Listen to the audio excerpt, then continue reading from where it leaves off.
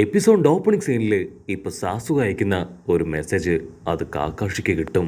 ആ ഒരു സ്ക്രോളില് സാസുക എഴുതിയിരിക്കുക, ഞാനിപ്പോ ഗ്രാമത്തിലേക്കില്ല, പക്ഷേ ഗ്രാമത്തിൽ നടക്കുന്ന ഇപ്പോഴത്തെ പ്രശ്നം അതെനിക്ക് മനസ്സിലായി. ഞാനത് പുറത്തു നിന്ന് തന്നെ ഇൻവെസ്റ്റിഗേറ്റ് ചെയ്ത് ഉറപ്പായിട്ടും അതിനൊരു സൊല്യൂഷൻ കണ്ടെത്തും. കാക്കാഷിക്കാണെങ്കിൽ അതൊട്ടും ഇഷ്ടാവില്ല. നീ ഇപ്പോഴും പുറത്തൂടെ അലഞ്ഞു നടക്കുകയാണോ? ഓക്കെ, കുഴപ്പമില്ല, എത്രയും പെട്ടെന്ന് ആ ഇൻവെസ്റ്റിഗേഷൻ അത് കംപ്ലീറ്റ് ചെയ്യണമെന്ന് പറഞ്ഞ് അപ്രൂവല് സാസുകയ്ക്ക് അയച്ചു കൊടുക്കും. കട്ട് ചെയ്താ ഇവിടെ സാസുകയും ആ ഗ്രാമത്തിലുള്ള എല്ലാവരും മരിച്ചുപോയ ആൾക്കാരുടെ കല്ലറയ്ക്ക് മുൻപില് പ്രാർത്ഥനകളൊക്കെ അർപ്പിച്ച് അങ്ങനെ നിൽക്കും. സാസുക അവൻ പതിയെ അവിടുന്ന് പോകാനായിട്ട് ഒരുങ്ങുമ്പോഴായിരിക്കും അവന്റെ തൊട്ടു പിന്നിലായി ആ കുഞ്ഞിപ്പെണ്ണും നവാക്കിയും. അവർ രണ്ടുപേരും അവന്റെ അടുത്തേക്ക് ഓടി വരിക. അതിലാ കുഞ്ഞിപ്പെണ്ണ് അവളിപ്പോ സാസുകയെ വിളിക്കും. സാസുക, നിങ്ങൾ ആ ഉച്ചിയ ക്ലാനിലെ മെമ്പർ അല്ലേ? ഉച്ചിയ ക്ലാനിൽ ജീവിച്ചിരിക്കുന്ന ഒരേ ഒരാള്. എനിക്ക് നിങ്ങളെ നന്നായിട്ട് അറിയാം. നിങ്ങളിപ്പോ പോകുന്നത് ഇതിനെല്ലാം കാരണക്കാരായ ആ കള്ളക്കൂട്ടത്തെ അവരെ കണ്ടുപിടിക്കാനല്ലേ? ഞങ്ങളും അതിനുവേണ്ടി നിന്റെ കൂടെ തന്നെ വരും. ഞങ്ങൾക്ക് ഗ്രാൻഡ്പയുടെ മകള് അവൾ ഒത്തിരി പ്രിയപ്പെട്ടവളായിരുന്നു. അവളെ കൊന്നവരെ അവരെ ഞങ്ങൾ വെറുതെ വിടില്ല എന്ന് പറഞ്ഞ് അവർ രണ്ടുപേരും ഇപ്പൊ സാസുകയെ ഫോളോ ചെയ്യും. ഇവിടെ സാസുകയാണെങ്കിൽ അവരെ മൈൻഡ് പോലും ചെയ്യാതെ മുൻപോട്ട് നടക്കും. അപ്പ കുഞ്ഞിപ്പെണ്ണ് സാസുകയുടെ ഡ്രസ്സിൽ കയറി പിടിച്ച് അവനെ അവിടെ വലിച്ചു നിർത്തും. ഉടനെ സാസുക അവളെ തിരിഞ്ഞു നോക്കും. അവള് പറയും, ഞാൻ എത്ര നേരമായി നിന്നെ വിളിക്കുന്നു, ഒന്നുമില്ലെങ്കിലും ഞാൻ നിന്നെ കഴിഞ്ഞും മൂത്ത പെൺകുട്ടിയല്ലേ. അത് കേട്ട് സാസുക ഷോക്കാവും. എന്നെ കഴിഞ്ഞും വലിയ പെൺകുട്ടിയോ? ഇവൾ എന്തായി പറയണേ? അപ്പോഴായിരിക്കും നവാക്കി അവൻ എന്തോ ഒരു കാര്യം സാസുകയുടെ ചെവിയിൽ പറയാ. സാസുക ഡബിൾ ഷോക്കാവും. അപ്പ പെൺകുട്ടി പറയും, ഒരിക്കലും ഒരാളുടെ ലുക്ക് വെച്ച് അവരെ വിധി എഴുതരുത്. ആ ഒരു വാക്ക് കേൾക്കുമ്പോ സാസുകയ്ക്ക് ഓർമ്മ വരിക ഹിറ്റാച്ചി ആയിരിക്കും. അവൻ പതിയെ ഹിറ്റാച്ചി പറഞ്ഞ ഓരോ കാര്യങ്ങള്, അവൻ്റെ കൂടെ സ്പെൻഡ് ചെയ്ത ടൈം, അങ്ങനെ എല്ലാം തന്നെ ഓർത്തെടുക്കും. അവൻ അതൊക്കെ ആലോചിച്ച് ആ ടെൻഷനിൽ ഇപ്പൊ വീണ്ടും മുൻപോട്ട് നടക്കും. ആ കുഞ്ഞിപ്പെണ്ണാണെങ്കിൽ നിർത്താതെ സാസുകയെ വിളിച്ചുകൊണ്ടേയിരിക്കും. സാസുക, നീ ഇപ്പൊ പോകുന്നത് ലീഫ് വില്ലേജിലേക്കാണോ? നശിച്ചു പോയ നിങ്ങളുടെ ക്ലാൻ അത് നീ റീസ്റ്റോർ ചെയ്യുന്നുണ്ടോ എന്നിങ്ങനെ ഒരുപാട് ചോദ്യങ്ങൾ ചോദിച്ച് അവനെ വെറുപ്പിച്ചു കൊണ്ടേയിരിക്കും. അത് കേട്ട് നവാക്കി, നീ എന്തിനാ വെറുതെ ആവശ്യമില്ലാത്ത ചോദ്യങ്ങളൊക്കെ ചോദിച്ച് സാസുകയെ ഇറിറ്റേറ്റ് ചെയ്യുന്നേ? അതിന് അവൾ ചോദിക്കും, നീ അവന്റെ സൈഡാണോ അതോ എന്റെ സൈഡാണോ? അവിടുന്ന് അങ്ങനെ കട്ട് ചെയ്ത അവർ മൂന്ന് പേരും ഇപ്പൊ ഒരു ഭാഗത്തേക്ക് വന്ന് ഫുഡൊക്കെ കഴിച്ച് റിലാക്സ് ചെയ്യാണ്. കുഞ്ഞിപ്പെണ്ണാണെങ്കിൽ ഇപ്പൊ വീണ്ടും ചോദിക്കും, നീ ആ ഗോഷി ഗ്യാങ് അവരെ കണ്ടെത്താനല്ലേ ഇപ്പൊ ഇങ്ങനെ യാത്ര തുടരുന്നത്? പക്ഷെ അവരെവിടെയുള്ളതെന്ന് നിനക്കറിയോ? അതിന് സാസുക പറയും, അതെ, അവരെ തേടി തന്നെയാണ് ഞാനിപ്പോ പോകുന്നത്.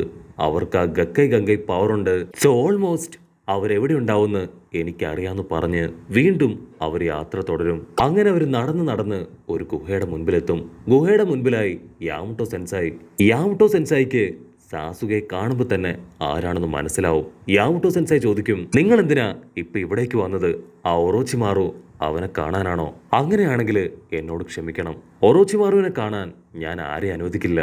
അപ്പോഴായിരിക്കും സാസുക പറയാ, ഒറോച്ചിമാറുവിന് മാത്രമേ ഇപ്പൊ നടക്കുന്ന ഈ ഒരു വലിയ പ്രശ്നം അതിനെക്കുറിച്ച് പറയാനോ എന്തെങ്കിലും ചെയ്യാനോ കഴിയൂ. ഞാൻ ആക്ച്വലി 6th ഹോക്കാഗ സാക്ഷാൽ കാക്കാഷി അദ്ദേഹത്തിന് പെർമിഷൻ വാങ്ങിയാണ് ഇവിടേക്ക് വന്നത്. അത് കേട്ട് യാമുട്ടോ സെൻസായി പറയും, അങ്ങനെയാണെങ്കിൽ യാതൊരു കുഴപ്പമില്ല, നിനക്ക് അകത്തേക്ക് പോവാം. ഞാൻ എത്രയും പെട്ടെന്ന് ഈ റിപ്പോർട്ട്സ് അത് കാക്കാഷി അറിയിക്കാന്ന് പറഞ്ഞ് യാമുട്ടോ സെൻസായി ആണെങ്കിൽ അവർക്ക് ഗുഹയ്ക്ക് അകത്തേക്ക് പോകാനുള്ള വഴി ഒരുക്കി കൊടുക്കും. അവിടുന്ന് അങ്ങനെ കട്ട് ചെയ്ത് ഇപ്പൊ സാസുക അവൻ ഒറോച്ചിമാറുവെ കാണും. സാസുക ഡയറക്റ്റ് ആയിട്ട് ഇപ്പൊ ഒറോച്ചിമാറുവിനോട് ചോദിക്കും, നിനക്ക് ആ ഹ്യൂഷി ടീം അവരെ കുറിച്ച് അറിയോ? അതിന് ഒറോച്ചിമാറു പറയും, ഫ്യൂഷൻ ഒരു ഗ്യാങ് അല്ല, മറിച്ച് ഒരാളാണ്. അവനൊരു ടീം ക്രിയേറ്റ് ചെയ്തിട്ടുണ്ട്. അവൻ ആക്ച്വലി എന്താ ചെയ്യുക, എവിടെ ഉണ്ടാവുക എന്നൊന്നും പറയാൻ കഴിയില്ല. അവന് ഗംഗൈ പവറുണ്ട്. അവനെ കണ്ടുപിടിക്കാൻ ഭയങ്കര ബുദ്ധിമുട്ടാണ്. കാരണം എന്നെ കഴിഞ്ഞും കൂടുതൽ ഹൈഡ് ഔട്ട് അവനുണ്ട്. അതിന് സാസുക പറയും, എനിക്ക് ഉറപ്പാണ് നിങ്ങൾക്ക് എന്നെ സഹായിക്കാൻ കഴിയും. അതുകൊണ്ടാണ് ഒറോച്ചിമാറു ഞാൻ നിന്നെ വിശ്വസിച്ച് നിന്റെ അടുത്തേക്ക് തന്നെ സഹായം അഭ്യർത്ഥിച്ചു വന്നത്. അത് കേട്ട് ഒറോച്ചിമാറു ചിരിക്കും. ഒറോച്ചിമാറു പറയും, അവൻ എവിടെയുള്ളതെന്ന് എനിക്കറിയില്ല, പക്ഷെ അവനെ ഇവിടേക്ക് കൊണ്ടുവരാൻ എനിക്ക് കഴിയും. ഒരല്പസമയം നിങ്ങൾ വെയിറ്റ് ചെയ്യാൻ പറഞ്ഞ് അവന് പകത്തേക്ക് പോകും. അത് കണ്ട കുഞ്ഞിപ്പെണ്ണ് അവൾ സാസുകയെ പിടിച്ചു വലിക്കും. അവൾ പറയും, അയ്യോ വേണ്ട വേണ്ട, നമുക്ക് എത്രയും പെട്ടെന്ന് ഇവിടുന്ന് പോവാം. എനിക്ക് ഒറോച്ചിമാറുവിനെ ഭയങ്കര പേടിയാണ്. അടുത്ത സെക്കൻഡ് അവിടേക്ക് കരീനയും സുഗട്സുവും ജൂഗോയും അവര് 3 പേരും ഓടിയെത്തും. ആ കുഞ്ഞു പെണ്ണ് അവൾ സാസുകയെ പിടിച്ചു നിൽക്കുന്നത് കാണുമ്പോൾ കരീനയ്ക്ക് തീരെ ഇഷ്ടാവില്ല.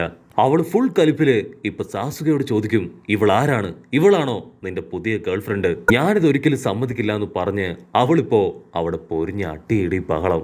അവളിപ്പോ അവിടെ കിടന്ന് നിലവിളിക്കാൻ തുടങ്ങും. ഉടനെ ജൂഗോ ചോദിക്കും, സാസുക നീ ഇപ്പോഴും നിന്റെ ട്രാവലിൽ തന്നെയാണോ? പിന്നീട് ഇതുവരെ നീ ലീഫ് വില്ലേജിലേക്ക് മടങ്ങിപ്പോയില്ലേ? അതിന് സാസുക പറയും, ഇല്ല, ഞാനിപ്പോഴും എന്റെ ട്രാവലിൽ തന്നെയാണെന്ന് പറഞ്ഞ് അവനെ നോക്കി ചിരിക്കും.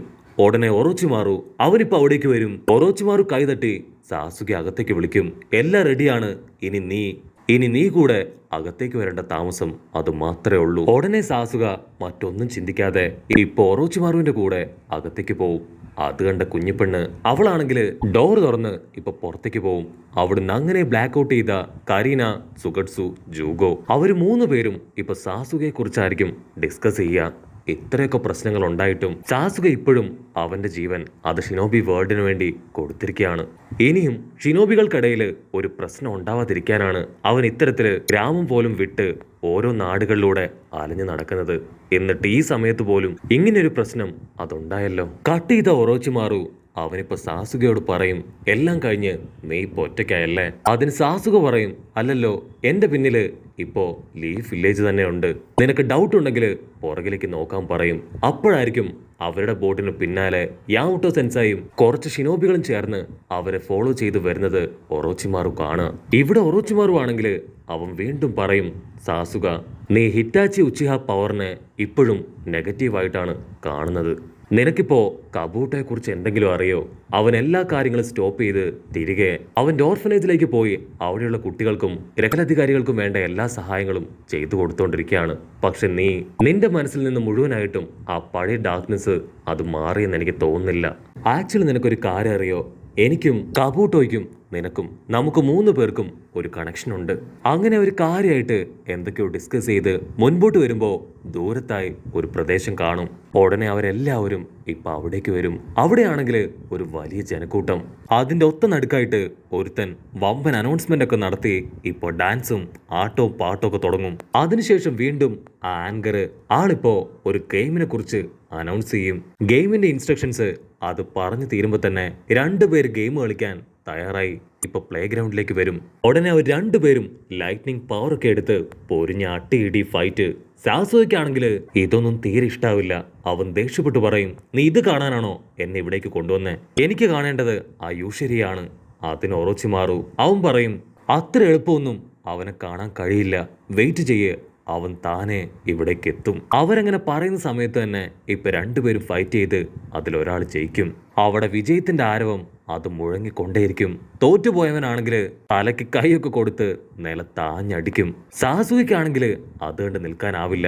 അവൻ വല്ലാതെ ടെൻഷനായി എങ്ങനെയെങ്കിലും ഇവിടുന്ന് പുറത്തു പോകണം എന്നൊരു മാനസികാവസ്ഥയിലേക്ക് വരും. അതേസമയം ആ കുഞ്ഞിപ്പെണ്ണ് അവളാണെങ്കിൽ ആ ഫൈറ്റിൽ തോറ്റുപോയതിനെ ഓർത്ത് ഒരുപാട് വിഷമിക്കും. അത് കണ്ട് സാസുക അവൻ വണ്ടറടിച്ച് അവളെ തന്നെ നോക്കുകയാണ്. ഉടനെ നൊവാക്കി അവനാണെങ്കിൽ അവളെയും കൂട്ടി പുറത്തേക്ക് പോവും. ഒറോച്ചിമാറു പറയും, ഈ കുഞ്ഞിപ്പെണ്ണ് അവൾ ഇത്രയും സെൻസിറ്റീവ് ആണോ? അപ്പോഴായിരിക്കും സാസുക പറയുക, അവള് കുഞ്ഞിപ്പെണ്ണൊന്നും അല്ല, അവൾക്ക് എന്നെ കഴിഞ്ഞും പ്രായം കൂടുതലാണ്. കട്ട് ചെയ്താ ഇവിടെ വീണ്ടും മത്സരത്തിനുള്ള വിളംബരം മുഴങ്ങാനായിട്ട് തുടങ്ങും. അടുത്തതായിട്ട് ഫൈനൽ മത്സരമാണ്. ഒറോച്ചിമാറു പറയും, ഇതിൽ മത്സരിക്കാൻ പോകുന്ന ഒരു കണ്ടസ്റ്റന്റ് എന്റെ അസിസ്റ്റന്റ് ആണ്. അത് മറ്റാരുമല്ല, സാക്ഷാൽ സാസുക. സാസുകയാണെങ്കിൽ അത് കേട്ട് ഷോക്കാവും. നീ എന്താ പറയണേ? ഞാൻ മത്സരിക്കാനോ? എന്നെ കൊണ്ട് പറ്റില്ല.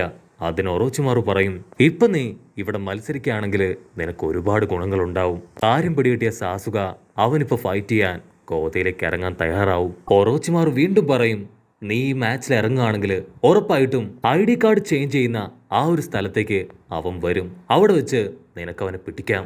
അടുത്ത സെക്കൻഡ് മാച്ച് സ്റ്റാർട്ട് ചെയ്യും. ഓപ്പണന്റ് ആണെങ്കിൽ വേപ്പറൊക്കെ വെച്ച് സാസുകയെ അറ്റാക്ക് ചെയ്യും. പക്ഷെ അവൻ ഓരോ ഭാഗത്തേക്ക് ഓടി രക്ഷപ്പെടും. അപ്പോഴായിരിക്കും ഒരു വമ്പൻ ട്വിസ്റ്റ്. പ്രസിഡന്റ് മാക്കിമി ആളിപ്പോ മുകളിൽ നിന്ന് താഴേക്ക് വീഴും. ആളുടെ കണ്ണൊക്കെ ചുമന്ന് ഇപ്പൊ മുഖത്ത് ഒരു പരുക്ക് പറ്റും. ആളെ കണ്ട് സാസുക ഷോക്കാവുന്നതോടു കൂടെ ഈ ഒരു എപ്പിസോഡും അവസാനിക്കുന്നു.